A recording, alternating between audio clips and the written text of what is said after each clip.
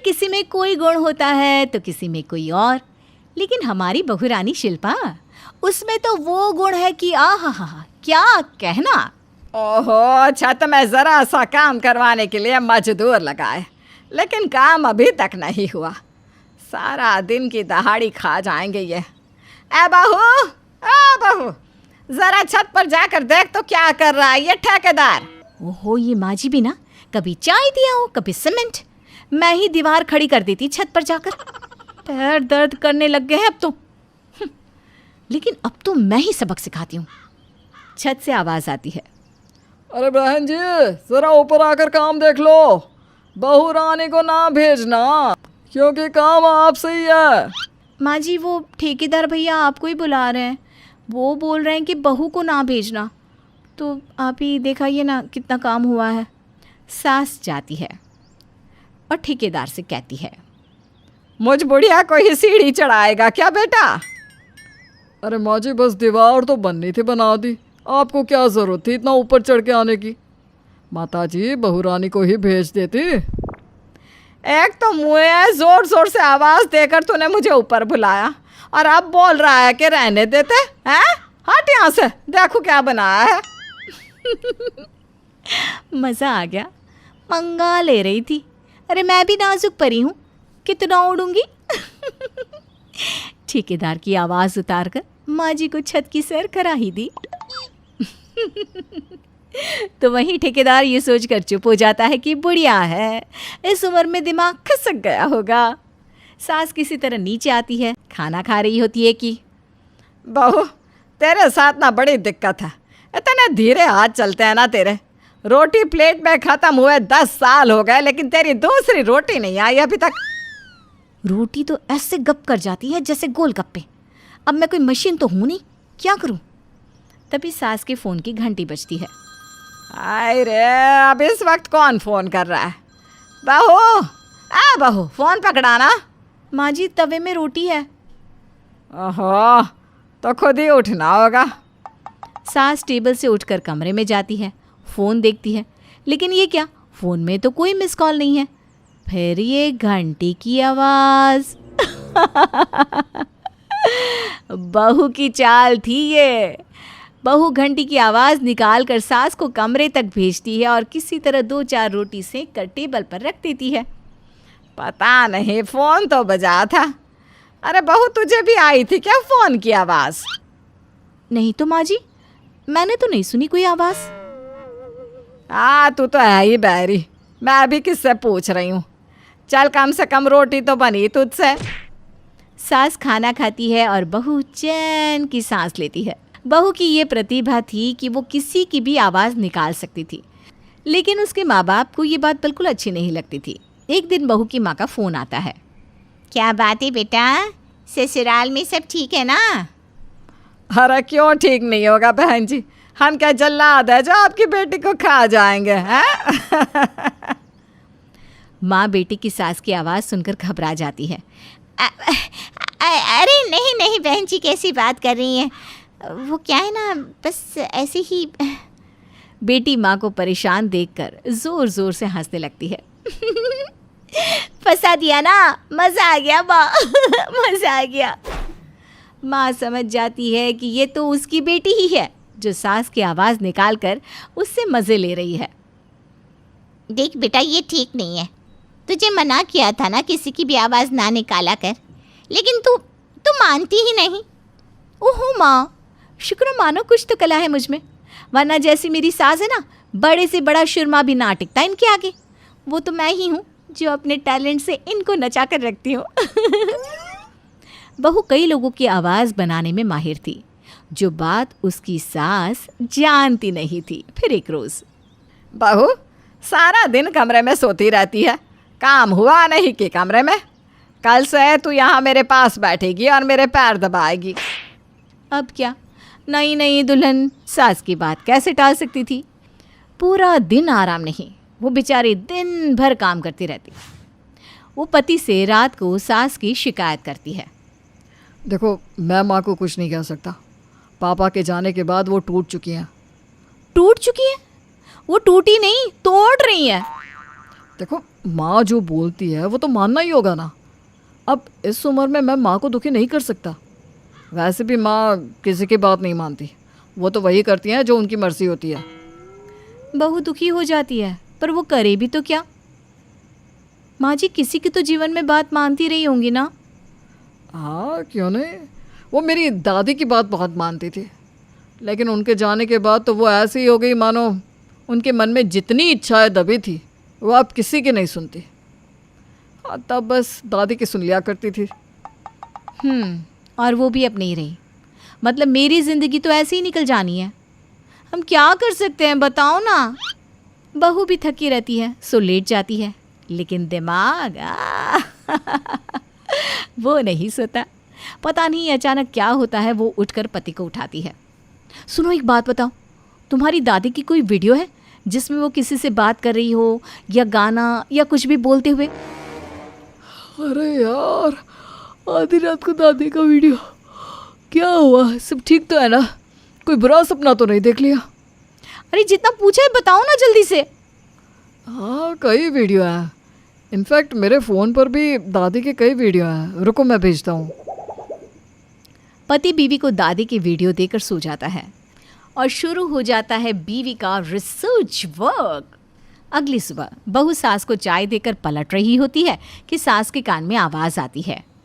आवाज़ जो कि सास की होती है। इमली, मेरे जाने के बाद तो तू और खट्टी हो गई क्या? सास घबरा जाती है, वो इधर उधर देखती है और अचानक फिर से वही आवाज़ आती है। शर्म तो आ नहीं रही होगी बहू पर अत्याचार करते।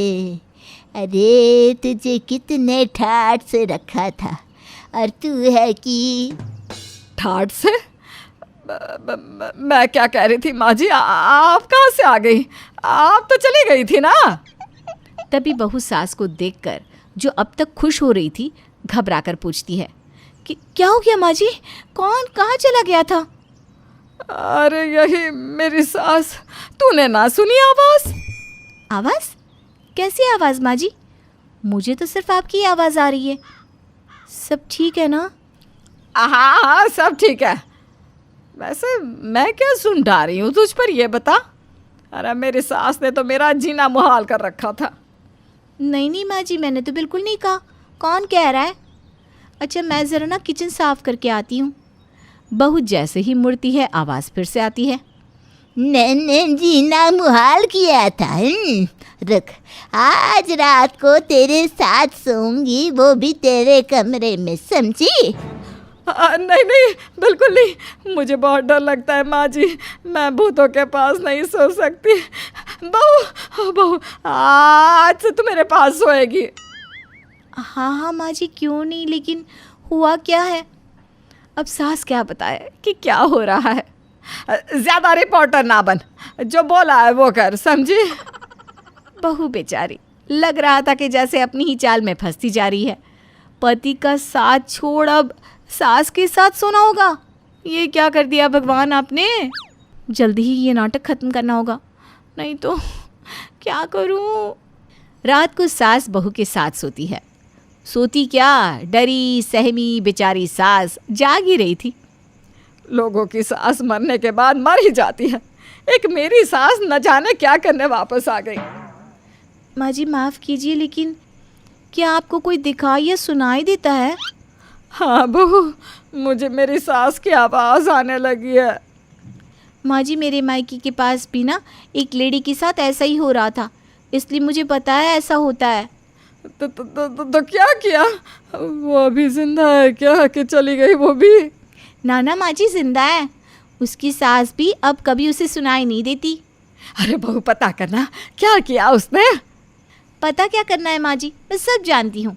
आप ना अपनी सास की आवाज़ से पूछिए कि वो क्या चाहती हैं आपका पीछा छोड़ने के लिए। वो क्या चाहेगी? अपने साथ मुझे भी ले जाना चाहती होगी बुढ़िया। वहाँ ऊपर भी ना कोई सुनने वाला नहीं होगा उसका। हाँ तभी वो आवाज़ फिर आ जाती है। तू रुक, तू ना सुधरेगी। नई नवेली बहू को अपने साथ सुला रही है। मेरे वक्त तो 6 बजे ही अपने कमरे में चली जाती थी, याद है? अरे कैसी बात कर रही है माँ जी, झूठ तो ना बोले कम से कम मरने के बाद। चुप कर, अब तो तू गई। नहीं नहीं नहीं नहीं, मुझे माफ़ कर दीजिए। आपको जो चाहिए वो बोल दीजिए, लेकिन चली जाइए आप यहाँ से। अब आई ना लाइन पर। अपनी बहू को सताना बंद कर। वो जैसे ही परेशान होगी मैं जाग जाऊंगी, समझी? वाह सासू माँ वाह, खुद तो मेरा खून पी कर ऐश करके निकल लगी, और अब जरा सा बहू का सुख मैं ले रही हूँ तो जलन हो गई। हाँ, आत्मा निकल आई है आपकी। बहू तमीज से। सास फिर डर कर आंखें बंद कर लेती है। वादा वादा किया सासू माँ, वादा, बहू को कुछ नहीं कहूँगी, बस आप जाइए यहाँ से। ठीक है, मैं जा रही हूँ हमेशा के लिए, लेकिन कब वापस आऊँगी जानती है ना? हाँ हाँ जी, बिल्कुल जानती हूँ। बहू जाकर कमरे में सो जा, और सुबह ना आराम से उठना, ठीक है? कोई जल्दी नहीं है उठने की। हाँ माँ जी, ठीक है, बिल्कुल। आप ना बहुत अच्छी है सासू माँ। तो देखा बहू का एक टैलेंट कैसे ससुराल में उसे ऐश कराता है, ऐश। ओहो यार, इन कपड़ों को धो तो लिया और मेरे को सुखा भी दिया। उफ, ये शादी करने के बाद लड़की की पूरी लाइफ नाखरों जैसे।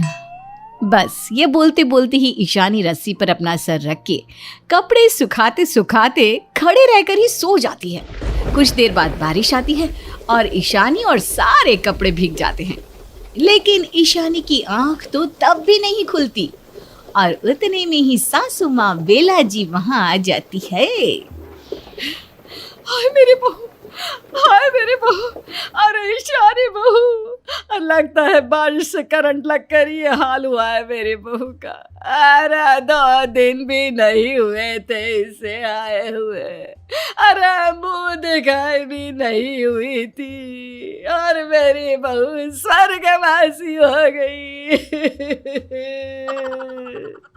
तभी वहां पर ईशानी का पति करण और ससुर जी इंद्रनील जी आ जाते हैं। क्या हुआ माँ, आप इतनी रो क्यों रही हो?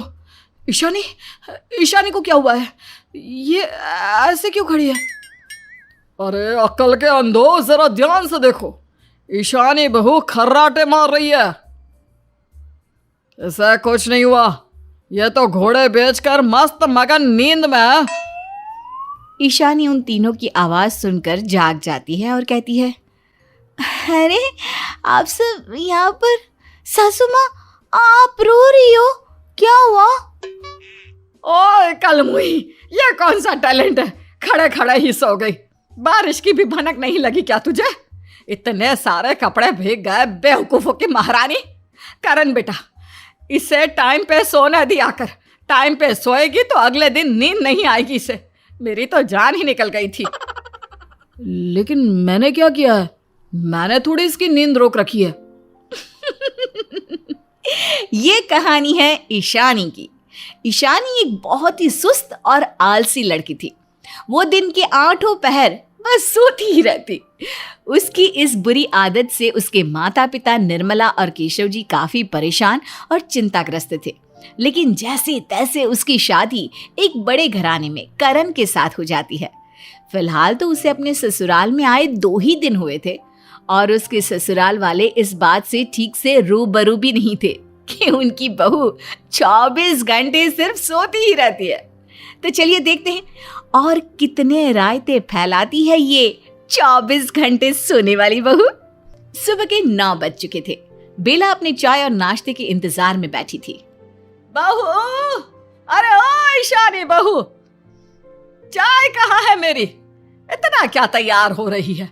फैशन शो में थोड़ी ना जाना है। बहुत देर तक इंतजार करने पर जब ईशानी बाहर नहीं आती, तब बेला ईशानी के कमरे में जाती है और देखती है कि ईशानी तो आराम से गहरी नींद में खर्राटे मारती हुए सो रही है, और वो बिस्तर से नीचे गिरी है फिर भी सोने में मगन है। अरे करम चली नास पिटी, जब से आई है पूरा पूरा दिन पूरी पूरी रात बस सोती ही रहती है। मायके में चक्की पीसती थी क्या, जो ससुराल में आकर बिस्तर छोड़ने का नाम ही नहीं ले रही। मेरे सासू माँ एक नंबर की बुद्धू है, खुद को इस घर की प्रिंसिपल समझती है। उन्हें ठीक से आराम से सोने भी नहीं देती। जेल के कैदियों की तरह जिंदगी हो गई है मेरी तो किस्मत ही फूटी है जो मुझे इतनी खूंखार सांस मिली है। हाय रब्बा, इसकी इतनी हिम्मत, अब तो ये गई। बेला रसोई से एक बेलन और थाल लाती है और उसे जोर जोर से बजाते हुए ईशानी को उठाती है। उठ जा ओए, उठ जा बेशरम, बदतमीज कहीं की। अरे ओ कुंभकर्ण की बहन। क्या हुआ सासू माँ? क्यों रे, नींद में मेरी बुराई कर रही थी तू है? और ये क्या नाटक है? दिन में 24 घंटे बस सोती रहती है तू। अब वो मैं आपकी नहीं बल्कि किसी और की बुराई कर रही होंगी। सॉरी सासू माँ, अब मुझे ना नींद आती है तो मैं क्या करूं? मैं क्या करूं? जिस गली से आई है ना वहीं पे फिर से उल्टे पांव लौट जा। अगर एक बहू होने का धर्म निभाना नहीं जानती तो फिर यहाँ रहने का कोई फायदा भी नहीं, समझ गई? ईशानी की ये हरकतें खत्म होने की बजाय और भी ज्यादा बढ़ जाती है। वो कहीं पर भी कभी भी सो जाया करती, कभी किचन में खाना बनाते बनाते, तो कभी वॉशरूम में कपड़े धोते धोते, कभी घर के किसी कोने में, तो कभी चुपके से बिस्तर के नीचे, ताकि किसी को पता ना चले। अब उसके ससुराल वालों को साफ साफ समझ में आ चुका था कि उनकी बहू 24 घंटे बस सोती ही रहती है और ये उसकी आदत है। बेला निर्मला को वीडियो कॉल करके कहती है, क्यों समधन जी, जरा भी लाज शर्म ना आई ऐसा डिफेक्टिव पीस हमारे गले बांधने के लिए? अब क्या हुआ बेला जी, आप ऐसा क्यों बोल रही हो? अरे आपकी बेटी को दिन भर सोने की आदत है, आपने ये बात हमसे क्यों छुपाई? पहले 2-3 दिन तो हमें लगा शादी ब्याह के फंक्शन की थकावट के कारण हो रहा होगा ऐसा, लेकिन अब तो 1 महीना हो गया है और आपकी राजकुमारी किसी 3 महीने के बच्चे की तरह है, सारा दिन सोती ही रहती है। वो दरअसल हम आपको बताने ही वाले थे, लेकिन मतलब बचपन से ही ईशानी ऐसी है, वो बहुत आलसी किस्म की है, क्योंकि हमने उसे नाजों से पाला है ना बहन जी, और वहाँ पर काम के बोझ से। हाँ हाँ, जैसे कि हम तो आपकी बेटी पर अत्याचार ही करते हैं। अरे जब से आई है एक काम तक ढंग से नहीं किया उसने, सारा काम आधा अधूरा छोड़ देती है। बर्तन धोने में ही 5 घंटे लगाएगी, उस 5 घंटे में 50 झपकियाँ ले लेगी। अरे रखिए वीडियो कॉल, अब जो भी फैसला करना है वो हम देख लेंगे। फिर एक दिन, ईशानी, आज हमारी शादी को पूरा 1 महीना पूरा हुआ है। इस फर्स्ट मंथली एनिवर्सरी को हम अच्छे से सेलिब्रेट करेंगे। आज रात को हम दोनों एक 5 स्टार होटल में जाकर खाना खाएंगे। वाह ठीक है, लेकिन केक मेरा फेवरेट रस मलाई फ्लेवर ही रखना, ओके? ओके डियर, मैं ऑफिस से ही तैयार होकर तुम्हें सीधा होटल में मिलूंगा, तुम वहीं आ जाना। और हाँ, सच सवर के आना, कोई खूबसूरत सी लाल कलर की साड़ी पहनकर, और मैं भी रेड कोट पहन लेता हूँ। हम दोनों कपल्स ट्विनिंग करेंगे। रात हो जाती है। करण होटल में तैयार होकर पहुंच जाता है और ईशानी का इंतजार करता है, लेकिन ईशानी घर पर सच सवर कर सोफे पर ही भर नींद सो रही होती है। और फिर जब ईशानी को अपने फोन की घंटी बजती हुई सुनाई देती है तब वो एकदम से झटके से उठ जाती है। Oh no, 20 missed calls! अब तक तो मेरा हैंडसम गोरा पति लाल का पीला हो गया होगा गुस्से के मारे। मुझे जल्द से पहुंचना होगा। ईशानी फटाफट से टैक्सी बुक करती है और होटल पहुंचती है। ये क्या है ईशानी, पिछले 1 घंटे से वेट कर रहा हूँ तुम्हारा। सो सॉरी पतिदेव, वो सासू माँ के घुटनों की मालिश कर रही थी ना, और ससुर जी के लिए इलायची वाली चाय बना रही थी, इस चक्कर में फ़ोन का पता ही नहीं चला। अच्छा, इट्स ओके। अब तुम आ गई हो तो नूर आ गया है। चलो हमारा स्पेशल डे सेलिब्रेट करते हैं। करण और ईशानी बैठते हैं और खाना ऑर्डर करते हैं। करण ईशानी से बातें करता है। तुम्हें पता है ईशानी, सब तुम्हें तुम्हारे सोने की आदत के लिए डांटते हैं। हालांकि वो एक बुरी आदत है, लेकिन सच बताऊं तो जब तुम सोती हो ना तब बड़ी प्यारी लगती हो। By God. तुम्हें याद है पहली बार जब हम मिले थे, वो ब्रिजवासी की चाट की दुकान पे मैं आया था। तुम्हारी गली में एक अमीर आदमी पहली बार चाट खाने आया, देख सभी कितना चौंक गए थे। उतने में करण देखता है कि ईशानी तो यहाँ पर भी बैठे बैठे नींद काफूर हो गई है और नींद में बड़बड़ाती है। मेरा पति खुद को क्या समझता है क्या पता, चेहरे से तो लंगूर है लेकिन दिल का बड़ा नेक है। आई लव यू मेरे पति परमेश्वर। बुरा है भला है जैसा भी हो, मेरा पति मेरा देवता है। ये देख आसपास के लोग हंसने लगते हैं। अरे ये ईशानी बिना सच में नाक कटवा कर रहेगी। इससे शादी ही क्यों की समझ में नहीं आ रहा। काश उन 7 फेरों को मैं फिर से रिवाइंड करके शादी का मंडप छोड़ के भाग जाता। नींद खोर कहीं की। अगले दिन करण ईशानी से बात नहीं करता। नाश्ते पर, क्या हुआ है करण, तुम मुझसे ठीक से बात क्यों नहीं कर रहे हो? अरे कैसे करेगा, तुम्हें पता भी है कल रात को तुम होटल में ही सो गई थी और नींद में कुछ भी बड़बड़ा रही थी, जिसके कारण करण की इज्जत की धज्जियां उड़ गई। सब तुम पर हंस रहे थे। अरे बहू अब तो सुधर जाओ, और सोना ही है तो 24 घंटों में से 10 से 12 घंटे सो जाओ, लेकिन पूरे के पूरे 24 घंटे हरगिज नहीं। अरे जाने दीजिए ना, गधे के सामने भगवत गीता रखकर क्या फायदा। एक रोज बेला, इंद्रनील और करण का व्रत होता है।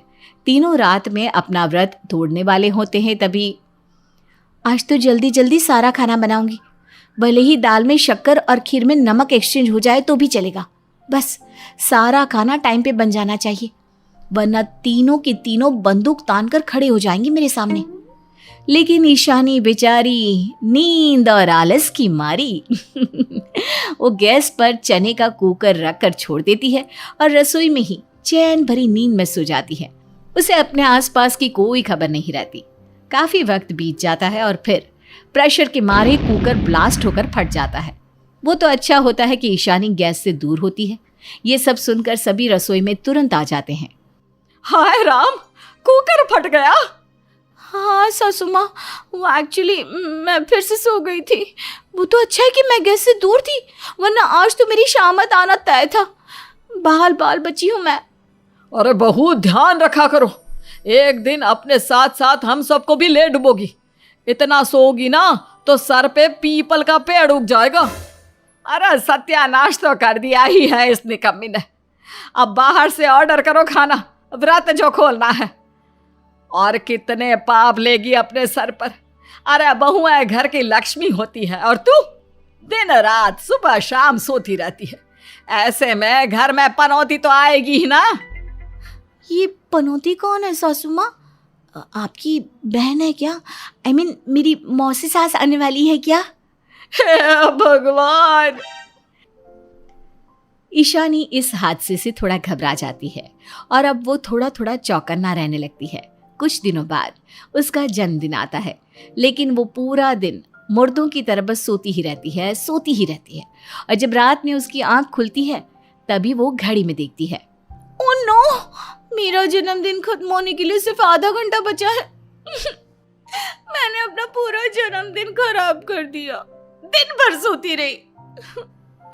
मुझे इस बार किसी की अटेंशन भी नहीं मिली। तभी अचानक से वहां पर बेला, करण और इंद्रनील आते हैं। ईशानी, ये रहे तलाक के कागजात, इन पर साइन कर दो और मुझे तुमसे मुक्ति दे दो, क्योंकि मैं अब एक पल भी तुम्हारे साथ नहीं रहना चाहता। वही तो, जिस घर में भजन बजने चाहिए उस घर में हर घड़ी बस खर्राटों की गूंज बजती रहती है। अब और नहीं, आज तो तुझे हम इस घर से और अपने जीवन से निकाल कर ही दम लेंगे। ये सब देखकर ईशानी बहुत ही घबरा जाती है। नहीं नहीं नहीं, आप लोग ऐसा कैसे कर सकते हो? प्लीज प्लीज मुझे तलाक मत दो करण, प्लीज सासू माँ, ससुर जी, मुझे घर से बाहर मत निकालिए। ये मेरा ससुराल है, मेरा मंदिर है, और आप लोग मेरे भगवान हो। मेरे पति मेरे देवता है। तो फिर कोई मंदिर में जाकर सोता है क्या? अब ये सारा धोना करने की कोई जरूरत नहीं है।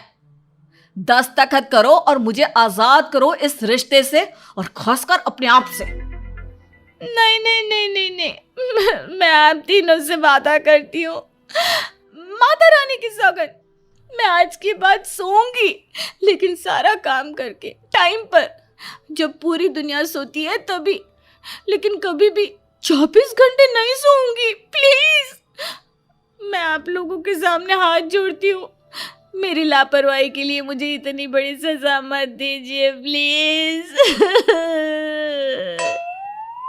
ईशानी बिलख बिलख के रोती है, और तभी तीनों की आंखें नम हो जाती है, और बेला ईशानी को अपने गले से लगाती है और कहती है, बस बस कर अब। माँ, मैं कभी आप लोगों को शिकायत का मौका नहीं दूंगी, कभी नहीं, कभी नहीं। करण तलाक की कागजों को फाड़ने लगता है और हंसते हुए कहता है, अरे मेरी पगली छिल्ली वाइफी, ये पेपर्स तो नकली थे। क्या? बस तुम्हें इस बात का एहसास हो कि तुम कितनी गलत थी। तुम्हारी 24 घंटे सोने की आदत कितनी गलत थी। इस बुरी आदत के चलते तुम्हारी तबीयत कितनी कमजोर और बिगड़ती जा रही थी। इस सब के लिए ही हमने ये षड्यंत्र रचा। चलो, अभी तुम्हें रियलाइज हो चुका है, तो कोई गिला शिकवा नहीं। अब अभी बस 2 मिनट दो मुझे। आप कहाँ जा रहे हो?